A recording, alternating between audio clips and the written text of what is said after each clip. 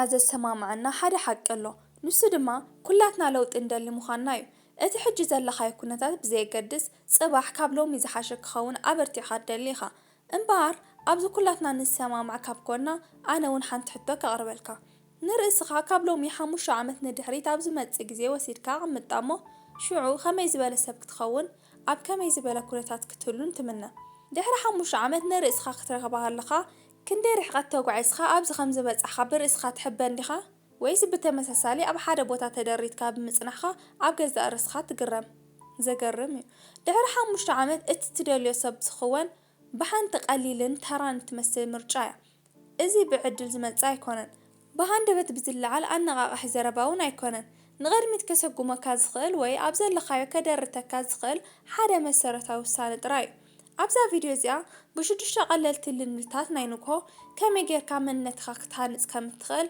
ድሕሪ 5 ዓመት ድማ ነቲ እትደልዮ ህይወት ከመይ ጌርካ ክትረኽቦ ከም እትኽእል ክንርኢ ኢና ንመንነትካ በቲ እትደልዮ መንገዲ ክትቕይሮም እትኽእል ሓገዝ ናይ ዝኾነ ሰብ ከየድልየካ ኣብ ገዛኻ ክትገብሮም እትኽእል ኣዝዮም ቀለልቲ ዝኾኑ ልምድታት እዮም ስለዚ ነዛ ቪድዮ ላይክ ብምግባር ጀምሩ እሞ ክሳብ መወዳእታ ተኸታተላ ከምቲ መጽናዕትታት ዘርእይዎ ካብ ድቃስና ምስ ተሳኣና ኣብ ውሽጢ 9 ደቓይቕ ኣእምሮና ካብ ዝኾነ ካልእ ግዜ ብላዕሊ 40 ሚእታዊ ከተኩር ይኽእል እዩ እዛ ቅጽበት እዚኣ ናትካ ሱፐር ፓወር እያ ክበሃል ይከኣል እንተኾነ ግን መብዛሕትኤና ነዚ ግዜ እዚ ንቲክቶክን ካልኦት ማሕበራዊ ሚድያታትን ኣብ ዘየድልዩና ነገራት እናገበርና ኢና ነሕልፎ ወይ ድማ ነታ ግዜ ብድቃስ ክትሕልፋ ትደሊ ትኸውን ነታ ናይ ንግሆ ኣላርም ክትጭድር ከላ ካብ ምትሳእ ከይትርብሸካ መሊስካ ከተጥፍኣ ከለኻ ንሕድሕድ ደቓይቕ ብድቃስ ጥራይ ኮንካ ትቕይረን ዘለኻ እኳ ደኣ ንመጻኢ ህይወትካ እውን ብኸፊል ትምንጥሎ ከም ዘለኻ ፍለጥ ኣብ ዓለም ተኣምራት ዝሰርሑ ዘለዉ ሰባት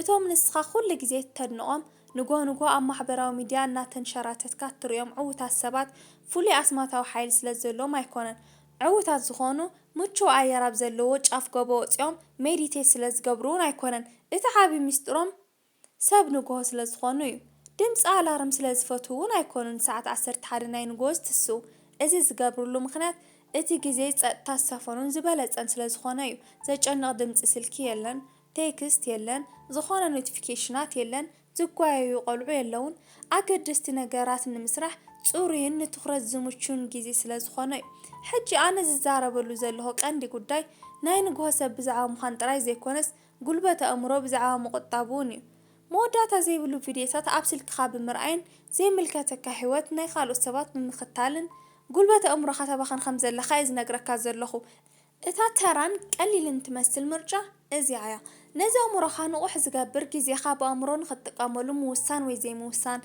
ድሕሪ 5 ዓመት ነቲ ኩሉ ግዜ እትደልዮ ህይወት ምንባርን ስለምንታይ ኩሉ ነገር ብዘይለውጢ ኣብ ዘለዎ ተደሪቱ ኢልካ ምሕታትን ዝውስነልካ እዩ ምናልባት ብፍላጥ ይኹን ብዘይፍላጥ ብዝተፈላለዩ ምኽንያታት ንግሆኻ ብድቃስ ወይ ብኻልእ ነገራት ክትሕልፎ ትደሊ ትኸውን ኣነ ከም ሓደ ዘሰልቺ ኣካል ብቃት ኣሰልጣኒ ዝያዳ ስራሕ ክብል ክጭድረልካ ይመጻኹን ተስኢለውን ከደንግጸካ ይመጻኹን ግን ግዜኻ ብኸመይ ብብልሓትን ክትጥቀመሉ ከም እትኽእል ከርእየካ እየ ዝደሊ ምክንያቱ እዚ መገዲ እዚ ብሙሉእ ንነገር ዝቕይር እዩ ንግሆ ሰዓት 11 ተስኢኻ ሓንቲ ሰዓት ጥራይ ንርእስኻ ክትወስድ እንተኽኢልካ ካብቶም ካብ ድቃሶም ምስተስኡ ወይ ሙሉእ መዓልቲ ኣብ ማሕበራዊ ሚድያ እናተንሸራተቱ ዘሕልፍዎ ስለምንታይ ከም ዝደኸሙን ከመይ ገይሮም ንድሕሪት ከም ዝተረፉን ዝግረሙን ዝሓዙን ሰባት ክትኸውን ኣይትኽእልን ኢኻ ካብ ድቃስኻ ክትስእ ከለኻ እታ ቀዳመይቲ ሰዓት ግዜ ንግሆ ጥራይ ኣይኮነትን እኳ ደኣ መበገሲት ወይ ላውንች ፓድ ናይ ኣእምሮኻ እያ ኣእምሮኻ ብዶፓሚን ዝተመልአ እዩ እዚ ድማ ጽቡቕ ስምዒት ንኽስምዓካን ክተተኩርን ዝገብር ኬሚካል እዩ ብተመሳሳሊ እቲ ኮርቲሶል ዝበሃል ሆርሞንካ ካብ ድቃስ ንኽትነቅሕን ከም ባትሪ ዝወድእ ስልኪ ካብ ምዃን ወፂኻ ንክትንቀሳቐስ ከዳልወካ ዝኽእል እኹል ሓይሊ ትረክብ ማለት እዩ ነዞም ሓያላት ኬሚካላት ኣእምሮ ብግቡእ እንተተጠቒምካሎም ኣእምሮኻ ፍሎ ፕሮ ኒውሮፕላስቲክሲቲ ዝበሃል ደረጃ ይበጽሕ እንታይ ማለት እዩ እንተልካኒ ዝኾነ እትሰርሖ ነገር ብግቡእ ይረጋጋእ ከምኡውን ዓሚቕ ትኹረት ንምግባርን ብቁልጡፍ ንምምሃርን ንምምሕያሽን ኣብ ዝበለጸ ኩነታት ይርከብ ማለት እዩ ምስ ግዜ እታ መዓልታዊ እትወስዳ ሓንቲ ሰዓት ናይ ትኹረት ኣብ 5 ዓመት ኣሽሓት ሰዓታት ትኸውን ካልኦት ግዚኦም ኣብ ምብኻን ተጸሚዶም ከለዉ ንስኻ መጻኢ ህይወትካ እትሃንጸሉ ኣሽሓት ሰዓታት ማለት እዩ እንተደኣ ዝተቃራኒኡ ኮይኑ ግን ኣእምሮኻ ልምዲ ናይ ምዝንጋዕ ክሃንጽ ትገብር ኣለኻ ማለት እዩ እምበኣር ንግሆ ሰዓት 11 ተሲኻ ኣብታ ሓንቲ ሰዓት ነዞም 96 ነገራት ብተኸታታሊ እንተጌርካዮም ምናልባት ድሕሪ 5 ዓመት እቲ ክትኮኖ እትምነ ሰብ ንኽትበጽሖ መገዲ ይኸፍተልካ። ቀዳማይ ተግባር ምጽላይ እዩ። መዓልትኻ ምስ ፈጣሪኻ ብምርኻብ ምጅማር ኣገዳሲ እዩ። ጸሎት ኣእምሮኻ ንኽእከብ፣ ምስጋናኻ ንክትገልጽ፣ መዓልትኻ ድማ ዝተባረኸት ንኽትከውን ይሕግዘካ። ትኹረትካ ካብ ጭንቀትን ምዝንጋዕን ናብ ዕላማን ጽቡቕ ነገርን ብምቕያር ነቲ ዝቕጽል ተግባርካ ብኣእምሮን ብመንፈስን የዳልወካ። ካልኣይ ማይ ምስታይ። ሕልምኻ ኣብቲ ትሰትዮ ማይ ዝተመርኮሰ ይመስል ኣስተውዒልካ ክትሰቲ ኣለካ። ድሕሪ ምልእቲ ለይቲ ድቃስ ምናልባት እውን ብሕማቕ ሕልምን ቅዠትን ዝተመልአ ድቃስ ሓሊፍካ ትኸውን። ስለዚ ኣእምሮኻ ሓይሉ ስለዝውድን ብግቡእ ሃይድሬት ክኸውንን ሓድሽ ኮይኑ ስርሑ ብሙሉእ ዓቕሙ ክጅምርን ስለዘለዎ እዩ። ሳልሳይ ምንቅስቓስ። ምንቅስቓስ ክብል ከለኹ ግድን ነዊሕ ሰዓት ወሲድካ ከቢድ ስፖርት ክትሰርሕ ኣለካ ማለት ኣይኮነን። ኣብ ገዛኻ ወይ ወፃኢ ኢልካ ቁሩብ ምዝዋር ወይ 10 ፑሽኣፕ ምስራሕ ክኸውን ይኽእል እዩ። ብዝኸኣልካዮ መጠን ንርእስኻ ካብ ድብርት ከውፀካ ብዝኽእል መገዲ ኣካላትካ ምንቅስቓስ ኣገዳሲ እዩ። ምንቅስቓስ ጨዋዳታትካን ኣእምሮኻን ንክነቓቕሕን ንስራሕ ድሉው ንክኸውንን ይገብሮ። ራብዓይ ናይ ሓደ መዓልቲ ዕላማ ምውፃእ። ሎሚ እንታይ ክትዕውት ደሊኻ? ኣብ 10-20 ነገራት ክትጓየይ ምውዓል ትርጉም የብሉን። ነታ መዓልቲ ሓደ ፍሉይን ኣገዳስን ኢልካ እትሓስቦ ሓደ ዕላማ ጥራይ ምረጽ። ነዊሕ ዝርዝር ወይ ከቢድ መደብ ኣይኮነን። ኣብ ሓደ ዕላማ ምትኳር ኩሉ ጉልበትካ ነቲ ዕላማ ንምዝዛም ክተውዕሎ ይኽእለካ። ሎሚ ነታ ሓንቲ መደብ ካብ ግቡእ ምስ ዓወትካ እቲ ናይ ምዝዛምን ምፍጻምን ዓቕምኻ ንጽባሕ ንዘሎ ዓወትካ ተበግሶ ይፈጥረልካ። ሓምሻይ ቁሩብ ምምሃር። ቁሩብ ደቓይቕ ሓድሽን ጠቓምን ፍልጠታት ምርካብ ኣሕልፈን። እዚ ማለት ካብ ሓደ ጽቡቕ እትብሎ መጽሓፍ 5 ገጻት ምንባብ፣ ጽቡቕ እትብሎ ትምህርታዊ ቪድዮ ምርኣይ ወይ ዓሚቕ ኣረዳድኣ ዘለዎ ፖድካስት ምስማዕ ክኸውን ይኽእል እዩ። ኣስተውዕል፣ ኣብዚ ስልክኻ ወይ ኮምፒተርካ ክትከፍት ከለኻ ጥንቃቐ ግበር። ብዘይ መደብ እንተኣቲኻ ርእስኻ ከይፈለጥኻዮ ኣብ ዘይትደልዮ ቪድዮ ብዙሕ ሰዓት ኣባኺንካ ክትረኽባ ትኽእል ኢኻ። ሻድሻይ ናይ መወዳእታን ትኹረትካ ምሕላው። ኣብዚ ሰዓት እዚ ንዓኻ ሱፐር ፓወርካ እዩ። ስለዚ ዝኾነ ሰብ ክወስዶን ክምንጥለካን የብሉን።